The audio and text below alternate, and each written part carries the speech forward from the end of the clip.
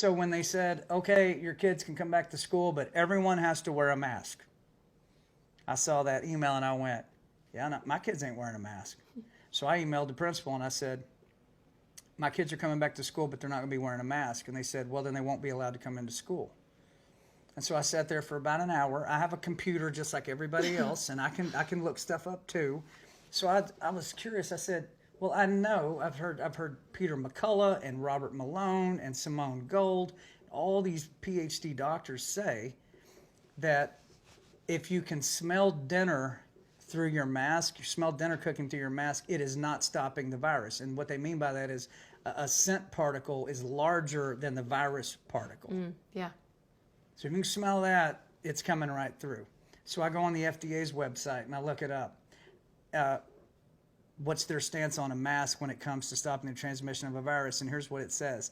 A mask is considered an experimental medical device when it comes to stopping the transmission of a virus. Experimental. Then I go on the CDC's website. It says basically the same thing. So I copy and paste that and put the links to it in this email.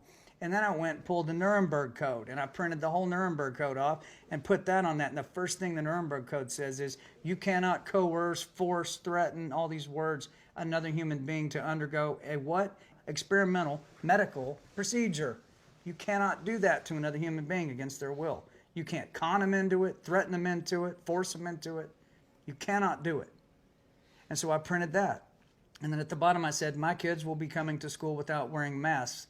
They do not consent to this experiment of wearing a mask to stop the virus. P.S. The penalty for violating the Nuremberg Code was death. John Rich. John Rich. 30 minutes after I send this email, I get an email back with an opt-out form. That all I have to do is fill out this opt-out form, and my kid doesn't have to wear a mask when they go back to school. So guess what I did? I downloaded the opt-out form, and I emailed it to about 900 other dads.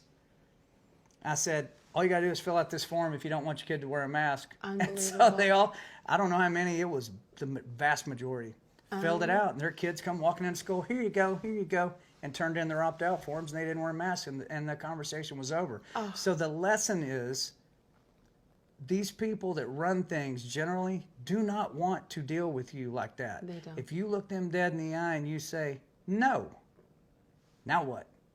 Especially if you say no and go, here's why. Yes. And if you force us to do what I'm telling you I'm not going to do, here's what's going to happen to you.